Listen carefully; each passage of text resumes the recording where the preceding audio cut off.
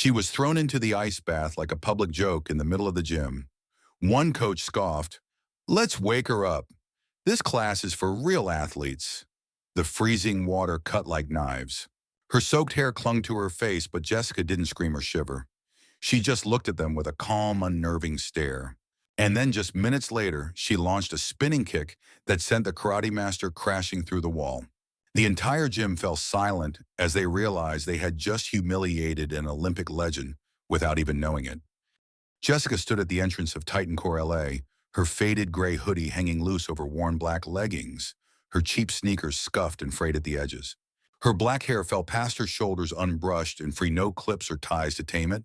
Her face bare of makeup glowed with a natural rosy flush, but it made her look out of place in a gym where every athlete wore sleek branded gear and carried themselves like they owned the room. The air was thick with the smell of sweat rubber mats and the faint metallic tang of weight racks.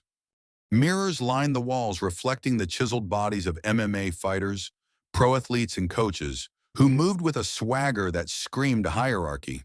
Jessica set her duffel bag on the floor, her hands slow but steady, like she was taking the measure of the space. A female trainee with a tight ponytail and a neon water bottle glanced over her lips, curling into a sneer.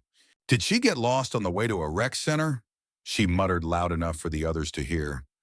Jessica's fingers paused on her bag's zipper just for a moment before she pulled out a worn towel and draped it over her arm, her eyes scanning the room without a word. As the class gathered for roll call, a cluster of trainees near the front started whispering, their voices sharp and deliberate. A man with a shaved head and a gold chain necklace leaned toward his friend, his tone mocking. "What's she doing here? This isn't some community workout for wannabes." His buddy, a woman with a sleek sports bra and a smartwatch that flashed with every move, snickered. "Look at that hoodie. Bet it's older than my car." The group laughed, their eyes darting to Jessica, waiting for her to flinch. She stood at the back, her hands clasped loosely in front of her, her gaze fixed on a crack in the floor. Her fingers twitched slightly, a faint tremor, before she adjusted her duffel bag strap and stepped into line.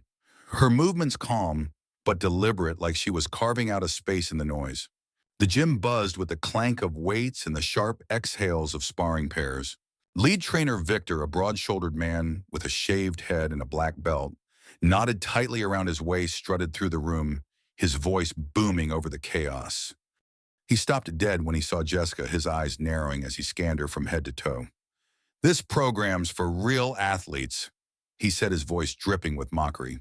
"You should head upstairs to the light yoga class." The room erupted in laughter. A male trainee with a buzz cut and a sleeve tattoo leaned against a punching bag, grinning wide. "Who let civilians in here?" he called out, his voice sharp with amusement. The others chuckled, their heads turning to gauge Jessica's reaction. She didn't give them one. She slung her towel over her shoulder, adjusted her hoodie, and walked toward the warm-up area, her steps steady, like she'd walked through worse storms than this. Before the warm-up started, a maintenance worker tightening bolts on a nearby punching bag overheard the trainee's taunts. He was older, his hands calloused from decades of hard labor, but his eyes were sharp, catching details others missed. He'd seen Jessica stretching earlier, her movements fluid and precise like a fighter who knew every inch of her body. He paused, his wrench still, and watched her walk to the warm-up area, her posture calm despite the jeers. Later, he slipped a note to the assistant coach, scribbling, "That girl's got fight in her. Don't count her out." He didn't know her name, but he'd seen enough underdogs in his life to spot one who wasn't as weak as she looked. The warm-up was a grueling test of endurance designed to break the unprepared. Victor stood at the front, stopwatch in hand, barking for everyone to hit the floor for planks. 7 minutes, he set his tone, daring anyone to fail. Trainees started collapsing one by one, their arms trembling, their breaths ragged. The guy with the sleeve tattoo dropped at 3 minutes, cursing under his breath. The woman with the ponytail lasted 4 before her knees hit the mat, her face red with effort. Jessica held still, her hands shaking slightly under her hoodie, but her gaze never wavered, locked on a spot on the wall. Her form was flawless, her back straight, her breathing even. Victor's eyes flicked to her, his frown deepening as the seconds ticked by. The room grew quieter. The other trainees, glancing over their own exhaustion, forgotten as they watched her hold. At 7 minutes, Victor called time, and Jessica lowered herself to the floor. Her movements controlled her face, showing no sign of strain, As the warm-up ended, a female trainee with a high bun and a branded headband decided to take a shot. She walked past Jessica, who was wiping down her mat and accidentally knocked over her water bottle, letting it roll across the floor. "Oops," she said, her voice loud and fake sweet. "Guess you're not used to keeping things tidy." The others nearby laughed, one mimicking the bottle's roll with exaggerated clumsiness. A guy with a mohawk and a protein shake in hand added, "Better pick it up before you trip over it, yoga girl." The laughter grew sharp and cold, echoing off the mirrors. Jessica paused, her hand still on the mat, then walked over and picked up the bottle, her movements slow and deliberate. She capped it, set it upright, and went back to her mat. Her eyes calm, but her fingers tightening briefly on the towel before she let go. Hey, if this story is grabbing you, take a second to pull out your phone. Like this video, leave a comment below, and hit subscribe. Stories like Jessica's about people who get knocked down but keep standing are worth sharing. Let's keep going with her. Before the next drill, a group of trainees gathered by the water station, their voices low but sharp. A woman with a sleek sports bra and a gold chain necklace leaned toward her friend, her eyes on Jessica. "Look at those leggings," she said, her voice dripping with scorn. "Did she buy them at a thrift store?" The others laughed, one mimicking Jessica's slow walk, exaggerating it like a parody. A guy with a shaved head and a smartwatch snorted, "Bet she's never even thrown a punch. Probably here to take selfies." The laughter grew, bouncing off the mirrors. Jessica, wiping down her mat with her towel, paused for a moment, her hands still. She folded the towel, set it down, and moved to the next station. Her face calm, but her fingers gripping the towel's edge just a little tighter before letting go. During a break, a trainee with a loud voice and a habit of posting gym clips online decided to film Jessica without asking. He angled his phone, narrating in a mocking tone, "Check out this rookie thinking she's one of us." The others nearby laughed, egging him on. "Zoom in on those sneakers." A woman with a sleek braid and a smartwatch called out, "They're practically falling apart." The camera caught Jessica as she rehydrated her water bottle plain and scratched, unlike the sleek ones everyone else carried. She didn't look at the phone, didn't flinch at the laughter. She kept her bottle, her finger steady, and walked back to her mat, her posture straight, like she was carving out a space where their words couldn't touch her. The video went live, spreading fast, but Jessica kept moving, oblivious to the digital storm brewing. Victor called for an ice bath recovery drill, his voice booming with a mix of authority and amusement. He pointed at Jessica, his smirk wide. "All right then. You get the ice priority to cool down that ego." The room howled with laughter. Two male trainees, both with broad shoulders and cocky grins, grabbed Jessica by the arms and lifted her off the ground, carrying her to the ice bath in the center of the gym. They tossed her in this freezing water, splashing over the edges, soaking her hoodie and leggings. The room erupted again, cheers mixing with jeers. Jessica surfaced, her hair clinging to her pale face, but she didn't scream or gasp. She just sat there, the water lapping at her shoulders, and locked eyes with Victor. Her stare was calm, almost unnerving, like she was seeing through him. The laughter slowed, a few trainees shifting uncomfortably as her silence filled the room. As Jessica sat in the ice bath, her hands steady on her knees, a veteran MMA fighter in the corner watched closely. He'd been quiet all session, his arms crossed, his eyes sharp. He noticed her breathing slow, deliberate, a technique he'd seen in Special Forces training. He leaned toward a fellow fighter, his voice low. "That's sympathetic nervous system override," he said, nodding toward Jessica. "Only elite operatives or top-tier athletes can do that under stress." The other fighter raised an eyebrow, skeptical, but the veteran shook his head, his gaze fixed on Jessica. Her hands didn't shake, her face didn't twitch. She pulled one hand from the water, placed it on her knee, and kept breathing, her rhythm unbroken, like the cold was just another opponent she'd already beaten.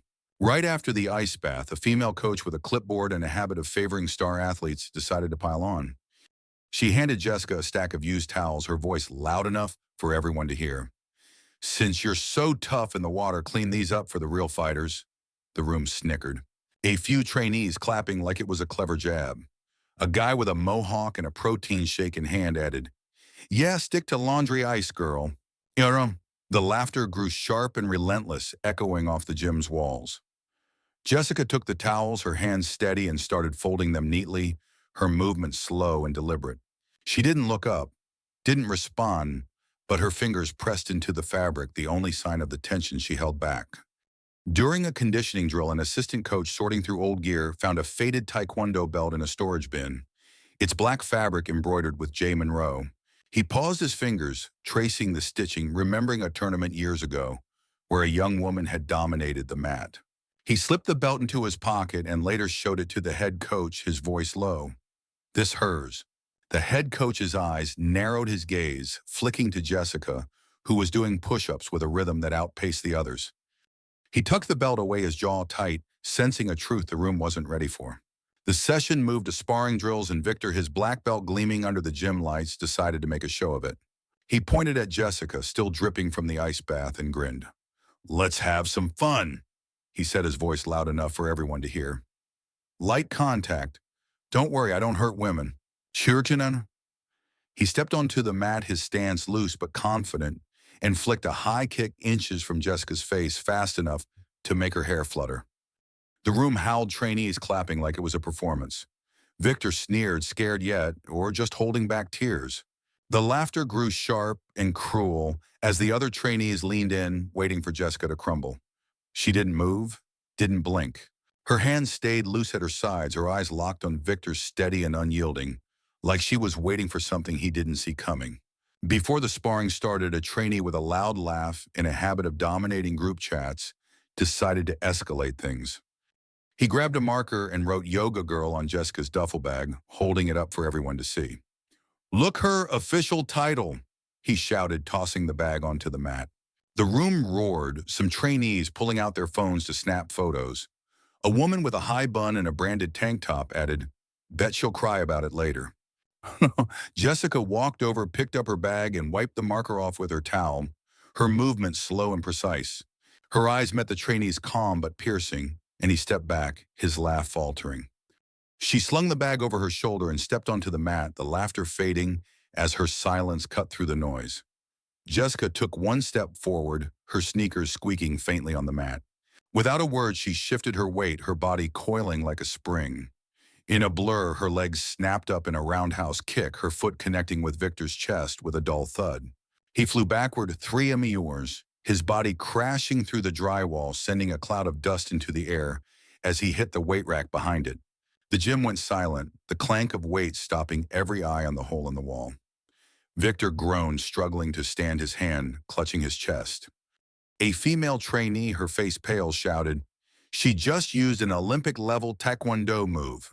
No one else can do that unless they're elite." Jessica lowered her leg, her breathing steady, her face unchanged. She adjusted her hoodie, pulling it back into place, and stepped off the mat, the silence following her like a shadow. Victor staggered to his feet, coughing, his face red with embarrassment. "I slipped. That's all," he wheezed, brushing dust off his gi. The room stayed quiet, nobody buying it. A grizzled coach with a scar across his cheek, who'd been watching from the sidelines, muttered to a colleague, "I think I know who she is." He pulled out his phone, scrolling through an old article about a taekwondo prodigy nicknamed the Silent Kicker. His eyes flicked to Jessica, then back to the screen, his jaw tightening. He didn't say anything else, but he slipped his phone back into his pocket, his gaze lingering on her as she wiped her hands on her leggings and moved to the water station, her steps as calm as ever. The next morning, a group of trainees blocked Jessica's path to the sparring area, their laughter loud and deliberate. A man with a shaved head and a branded tank top stepped forward, holding a mop. "Hey, since you're so good at cleaning up," he said, shoving it toward her, "why don't you mop the mats before we start?" The others roared, one recording the moment on her phone, the camera angled to catch Jessica's face. "Smile, yoga girl," she taunted, zooming in on Jessica's scuffed sneakers. Jessica took the mop, her hands steady, and leaned it against a wall without a word. Her eyes met the man's, calm but piercing, and he stepped back, his grin faltering. She walked past them, her duffel bag over her shoulder, the laughter fading as her silence cut through their bravado. During a break, a retired Marine auditing the class watched Jessica's footwork during a drill, his eyes narrowing. He'd trained with elite fighters worldwide and recognized her stance, low balance, ready to strike. He pulled out a notebook, sketched her kick from the day before, and showed it to a former kickboxing champ nearby. "That's not a gym move," he said, his voice low. "That's national team precision." The champ nodded, his eyes flicking to Jessica, who was now doing burpees with a rhythm that outpaced everyone else. The Marine tucked his notebook away, a faint smile crossing his face, knowing he'd just seen a legend at work. Right after the drill, a trainee with a loud voice and a habit of live streaming decided to target Jessica again. He set up his phone, angled it toward her, and started narrating. Here's our ice bath girl thinking she's a fighter. The others laughed, some pulling out their own phones to record. Show us another fluke kick, he taunted, zooming in on her faded hoodie. The room roared, the laughter cold and relentless. Jessica's hand paused on her duffel bag, her fingers tightening briefly. She didn't look at the camera, didn't acknowledge the phones. Instead, she unzipped her bag, pulled out a worn wrist wrap, and started binding her hands, her movements precise like she was preparing for a war they didn't see coming. The trainee's grin faded, his phone lowering slightly, but the clip was already live, spreading faster than he could control. The gym's atmosphere shifted by the afternoon. Someone had recorded Jessica's kick, and the video was spreading online, racking up views by the hour. Comments poured in. Is this the silent kicker that's Jessica Monroe? By evening, the clip was viral, tagged with headlines like, "Former Olympic champion returns, knocks out karate master." Trainees started whispering their phones, lighting up with notifications. The woman with the sleek braid who'd mocked Jessica earlier scrolled through her phone, her face paling as she read the comments. She glanced at Jessica, who was adjusting her hoodie by the water station, and quickly looked away, her hands shaking. Jessica didn't notice her focus on a small tear in her legging, which she pinched closed with steady fingers. Before the next session, a female coach with a habit of favoring top performers decided to humiliate Jessica further. She called her to the front during a stretching drill and handed her a stack of old sweat-soaked headbands. "Since you're so good at staying cool," she said, her voice loud and mocking, "wash these for the team." The room laughed, a few trainees clapping like it was a show. A guy with a buzz cut and a protein shake muttered, "Perfect job for the ice bath girl." The laughter grew sharp and mean, bouncing off the gym's walls. Jessica took the headbands, her hands steady, and set them neatly on a bench, her movements slow and deliberate. She didn't look up, didn't respond, but her shoulders stiffened just for a moment as the laughter washed over her. During a sparring review, a visiting martial arts instructor from a rival gym invited to observe pulled out his phone and showed the assistant coach a photo. It was Jessica, years younger, in a taekwondo uniform, holding a gold medal at a national tournament. "I trained with her once," he said, his voice low. She was untouchable. The assistant coach's eyes widened, his gaze flicking to Jessica, who was wrapping her wrist with a worn bandage by the mirrors. He nodded, his hands unsteady, and made a note to update the gym's records, ensuring her name was flagged as a priority. Jessica didn't see the exchange, her focus on the bandage, her fingers moving with quiet precision. Victor tried to regain control during the next session, his voice louder than usual as he led a conditioning drill. He pointed at Jessica, his smirk forced. "Let's see if you can keep up without tripping over your own feet," he said, tossing her a jump rope. The room laughed, but it was quieter now, less certain. A trainee with a buzz cut and a protein shake in hand muttered, "She's not that special. One kick doesn't mean anything." The others nodded, but their eyes kept darting to Jessica, who started jumping rope with a rhythm so steady it looked effortless. Her sneakers squeaked faintly, but her pace never faltered. Her breath, even her gaze fixed ahead. The laughter died out, replaced by an uneasy silence, as the room watched her move. Every motion a quiet rebuke. As the drill ended, a trainee sorting equipment found an old gym logbook in a storage closet, its pages yellowed but legible.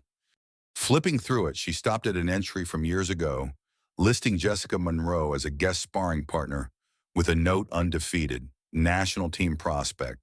The trainee, a quiet woman who'd stayed out of the mockery, hesitated before showing it to the assistant coach. Her hands shook as she handed over the book, pointing at the name. The coach read it, his jaw tightening, and slipped the book under his arm, heading toward the head coach's office. Jessica, wiping down her jump rope, didn't see the exchange, but her fingers paused on the rope's handle as if she sensed the shift in the air. The next day, a group of trainees huddled by the lockers, their voices sharp with defiance. A man with a mohawk and a branded tank top pointed at Jessica, who was retying her sneakers. "She got lucky with that kick," he said loud enough for her to hear. "Probably watched some YouTube tutorials and thought she's a pro." Ushtunna. The others laughed, one mimicking her kick with exaggerated clumsiness, stumbling for effect. A woman with a high bun and a smartwatch chimed in, "Look at her acting all tough now. Bet she's never been in a real fight." The laughter echoed cold and relentless. Jessica finished tying her laces, her fingers steady, and stood up, her eyes flicking to the group for a moment. The look wasn't angry, just calm, and it made the man with the mohawk falter, his laugh dying in his throat. She slung her towel over her shoulder and walked away, the group's voices fading behind her. During a conditioning session, a retired fighter who'd been observing pulled the head coach aside. He was older, his hands scarred from years in the ring, but his eyes were sharp. He nodded toward Jessica, who was doing sprints across the gym, her form perfect. "That's not just talent," he said, his voice low. "I saw her at the Nationals 2016. She was the best I ever saw." He showed the coach a grainy video on his phone footage of a young woman in a taekwondo uniform, her kicks lightning fast, her opponents falling one by one. The coach's eyes widened, his gaze flicking to Jessica, who was now catching her breath by the water station, her hoodie damp with sweat. He pocketed his phone, a plan forming in his mind. The head coach appeared during the next session, his face serious as he stepped onto the mat. He looked at Jessica, who was stretching by the mirrors, and cleared his throat. "Missy Monroe," he said, his voice carrying across the gym. "Titan Core apologizes for not recognizing you. We'd be honored if you'd become a guest instructor." The room went still, every trainee turning to look at Jessica. Victor froze, his hands dropping to his sides. The woman with the gold chain necklace stared at the floor, her water bottle forgotten. Jessica stood brushing her hands on her leggings and nodded once, her face calm.